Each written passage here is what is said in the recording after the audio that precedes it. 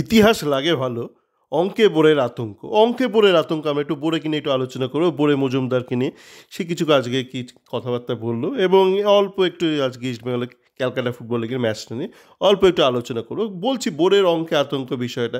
প্রথমে বলি আজকে সকাল সকাল দেখলাম বোরে কিন্তু কলকাতায় ফিরে এসেছে, খুব ভালো ব্যাপার। আমাদের ঘরের ছেলে, সোনার ছেলে ঘরে আবার চলে এসছে। এসে বোরে এখন কিন্তু বলছি, বারবার বলছি, সোমবারের পর থেকে কিন্তু আপনারা আমার থেকে আর আনোয়ার সংক্রান্ত কোনো খবর পাবেন না। এবং বারবার বলছে বলে যে এই বজ্জাত আমার টিমের কিছু ছেলের জন্য আমাকে এইসব উল্টোপাল্টা কাজ করে বেইজ্জত হতে হলো। বেইজ্জত তো বলিনি, ওটা আমি বলছি মানে এই ব্যাপারটা। এবং বোরের ছেলেরা এখন আলোচনা করছে যে সুপার জায়ান্ট আনোয়ারের বদলি কীভাবে কী করতে পারে, এই নিয়ে একটা আলোচনা হচ্ছে।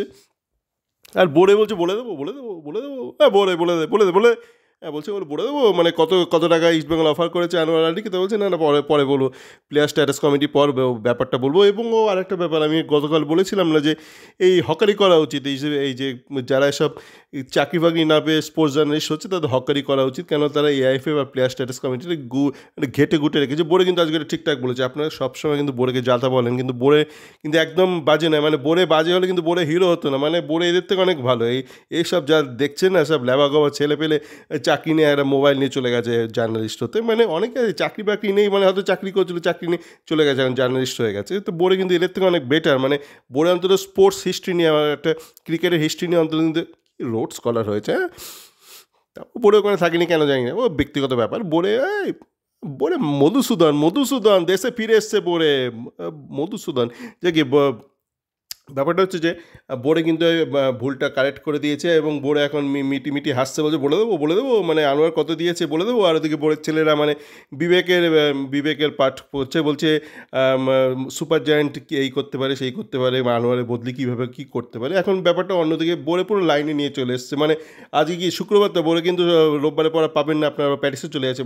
ভাবছি যাবো কিনা প্যারিসে গিয়ে বোরের সঙ্গে ওখানে একটু দেখা করে আসি না। দেখা যাক যদি দেখা হয় বোরের সাথে প্যারিসে। যাকে বোরে মোটামুটি ব্যাপারে সাল্টে নিয়ে এসছে।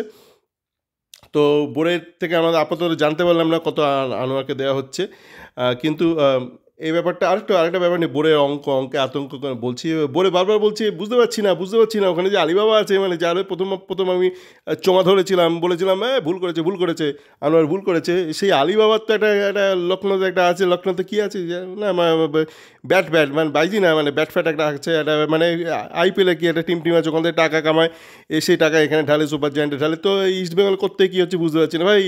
ইস্টবেঙ্গলের মানে যারা টাকা ঢালছে তাদের কি আর কোনো টাকা কামানোর উপায় নাই? মানে তাকে ক্রিকেট থেকে টাকা ঢালতে হবে? মানে ক্রিকেট থেকে টাকা ঢেলে এ সুপার জায়েন্টে লাগাচ্ছে। কে বললো তোকে? ইলেকট্রিক বিল আমাদের বেশি হচ্ছে কী করে? হ্যাঁ, ইলেকট্রিক বিল কী করে বেশি হচ্ছে? যাকে ঘটনা হচ্ছে ইস্টবেঙ্গলে যারা টাকা ঢালছে না, তাদের তো আরও ব্যবসা আছে, তাদের তো সুখ্যাতি হচ্ছে, সুনাম হচ্ছে, তার কোনো দাম নেই। এই বোরে বাবু, এই যে তুমি যে কিছুদিন আগে কী সব করছো, এই কি ফিএসআর নিয়ে, মানে কি কর্পোরেট স্লিপ রেসপন্সিবিলিটি, স্লিপ মানে ওই স্লিপিং না, মানে ওই শোয়া SLWP স্লিপ নয়, বা SLIP মানে হাঁটতে যাওয়া ওই স্লিপও নয়। ভুলভাল বললাম, কর্পোরেট সোশ্যাল রেসপন্সিবিলিটি। হ্যাঁ, কর্পোরেট সোশ্যাল রেসপন্সিবিলিটি। ওই টাকাগুলো নিয়ে কে কী করতে পারে, যে 3-4 দিনে কিছু কনক্লেভ করলে সেখানে আলবাল এসে কী সব বলে গেল সব লোকজন। কী বললো আলফাল আমি কিছুই বুঝলাম না। আর খুব মানে সারাদিন ধরে মানে বলে এগুলো লাইভ দেখালো। হ্যাঁ, ডিভিশন স্পোর্টসের লাইভ দেখালো। ওই টাকা এইসব অনেক টাকা আছে, তাছাড়া ওগুলো তো ফালতু টাকা। আর এই যে ইস্টবেঙ্গলের ইমামি সাঁচির যে এত ব্যবসা, সাঁচি যে গোটা বাংলা জুড়ে প্লাস জামশেদপুর এসব জায়গায় এত কনস্ট্রাকশন করছে, তার একটা সুখ্যাতি হচ্ছে না? জুপিটার অর্গানস, তার এত ব্যবসা হচ্ছে পশ্চিমবঙ্গ সরকারের মারফত, তার কোনো খ্যাতি হচ্ছে না? খ্যাতির দাম নেই? তোমার মুখ দেখিয়ে কি লোকে তোমার এত টাকা দেয়, নিয়ে যাচ্ছে তোমাকে এত ম্যারাথনে? কেন ওই ব্র্যান্ডিংয়ের টাকাটা কে দেবে ভাই? ইমামির যে এত প্রচার হচ্ছে, তার কোনো মূল্য নাই? এই অঙ্কটা তুমি বুঝবে না ভাই। তুমি ওই ইতিহাস নিয়ে থাকো, ক্রিকেটের ইতিহাস, ওই 3টে ডান্ডা আর 2টো মানে ওই ডাঙ্গুলি নিয়েই থাকো। হ্যাঁ, তুমি অত ইস্টবেঙ্গলের এই সব ফুটবলের ব্যাপারটা তো নাক গলিও না। তোমার এই অঙ্কটা তোমার সিলেবাসের বাইরে। ইতিহাসের তারিখ একটু মনে ঠন্ডা রাখো, সেটাই যথেষ্ট ভাই। ওই 83 সালে ইস্টবেঙ্গল ক্রিকেট জিতেছিল, ইস্টবেঙ্গল মানে ইন্ডিয়াকে ওয়ার্ল্ড কাপ জিতেছিল, অত অব্দি রাখো, সীমাবদ্ধ রাখো নিজের অঙ্কের জ্ঞানটাকে। এর বাইরে যেতে যেও না, এর বাইরে ইকোনমিক্স তোমার একটু আর কোত্থেকে নিয়ে এসো ভাই। MBA ছেলে পেলে আবার বলছো এই ভাই তোরা ফুটবল খেললে কী করতে, কেন MBA হলে এবার করতে কি MBA করেছে মা বাবার বেকার ছেলে যাকে। আমরা এবার একটুখানি আর কোন ব্যাপারে না, ও আরেকটা বাবা আমাদের ওই মানে দেবাদত্ত একটা হেভি কথা বলেছে, বলছে এই আলিবাবা যাকে ধরে তাকেই ছাড়ে, মানে তাকেই পেয়ে যাবে না। আলিবাবা না বলেছিল মাচা বাগান, কিন্তু মাচা বাগান মানেই তখন আর আলিবাবা। মাচা বাগান আর নিজের কাছে আছে নাকি? বাগান তো নিজের কাছে নেই, এটা আলিবাবা। মানে আলিবাবা এখন মাচা বাগান এখন সমর্থক হয়ে গেছে, বলছে আলিবাবা যাকে ধরে তাকেই পেয়ে যায়। হ্যাঁ অবশ্যই, ইলেকট্রিক কোম্পানি পেয়ে গেছিলো লাল আমলে, বাগানটাও পেয়ে গেল চাকর ঠাকুর সমেত, 40খানা চাকর নিয়ে। চারটিখানিক কথা নাকি আলিবাবার 40 চাকর।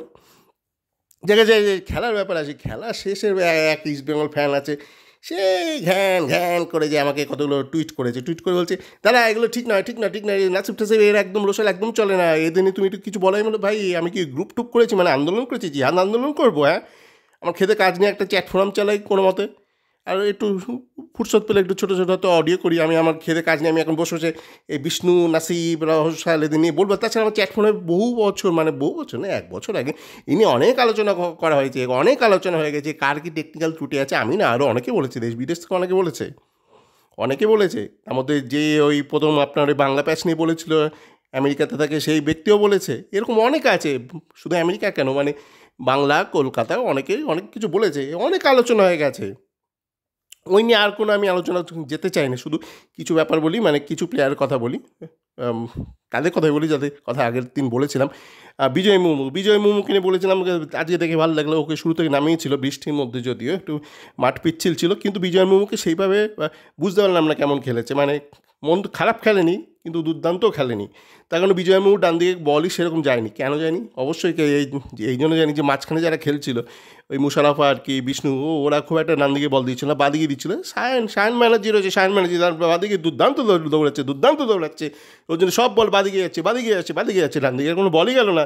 তারপর একসময় বাধ্য হয়ে আমাদের বিনোবাবু, মানে মাঝখানে একটা ছেলে মুশারফকে তুলে নিয়ে শ্যামল বেশরাকে নেওয়া হলো। তারপর শ্যামল বেশরা ডান দিক বাদিক বল করতে থাকলো। এবার শ্যামলের কথায় আসি, বিজয় কেমন তো বুঝলামই না আজকে কেমন বুঝলামই না কেন। তারপর তো ফার্স্ট হাফের পর নামেনি বিজয় মুর্মু, একটা ভুলভাল ক্রস করেছিল বিজয় মুর্মু। তো আশা করি ক্রসটা আবার আগের দিন আমি বলেছিলাম, আমার ক্রসিংয়ে একটু কিন্তু ওকে দিনের পর দিন ঘন্টার পর কিন্তু প্র্যাকটিস করে যেতে হবে ক্রসটা।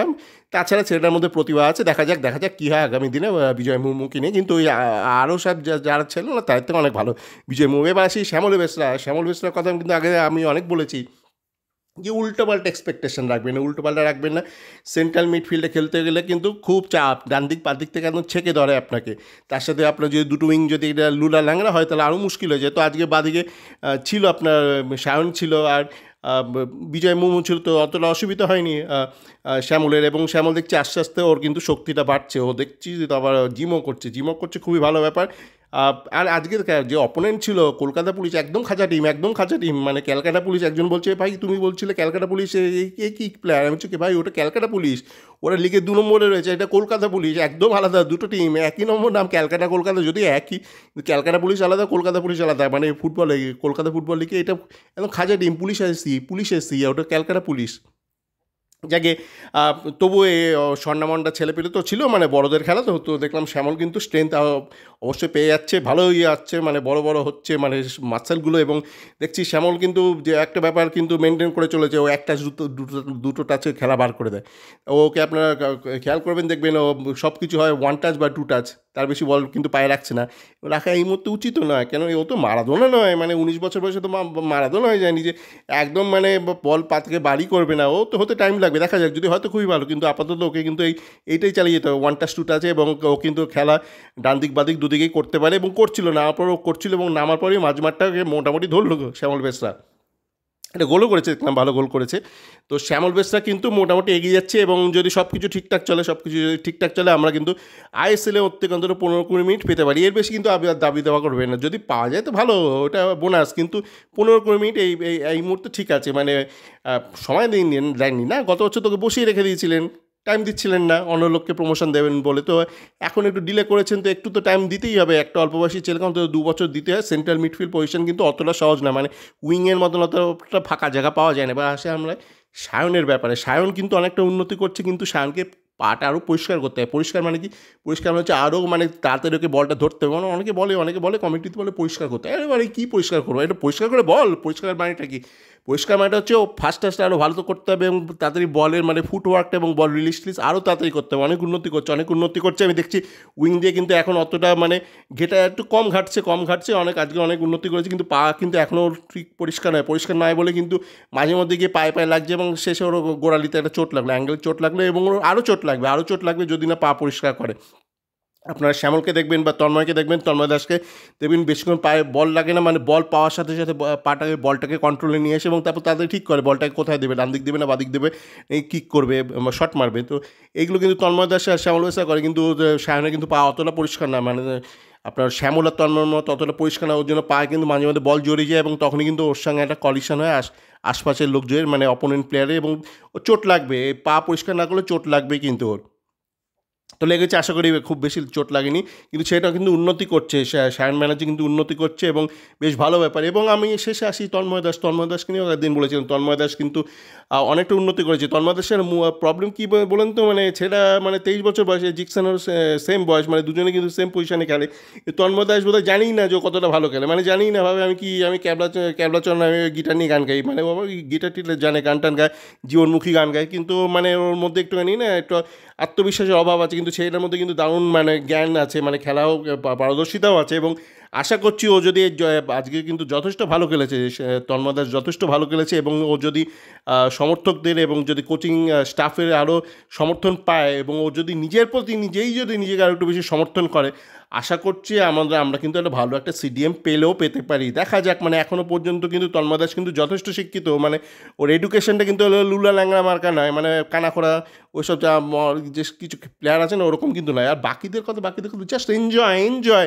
এই এত প্রবলেম থাকলে সে খাতা দেখা যায়, ধরুন একটা খাতাতে খালি লালো বলে ভাই তুই বাড়িটা নিয়ে চলে, বাড়িতে নিয়ে যা, বাবা মাকে খাতা দেখা, আমার আর খাতা থেকে তো কাজ নেই।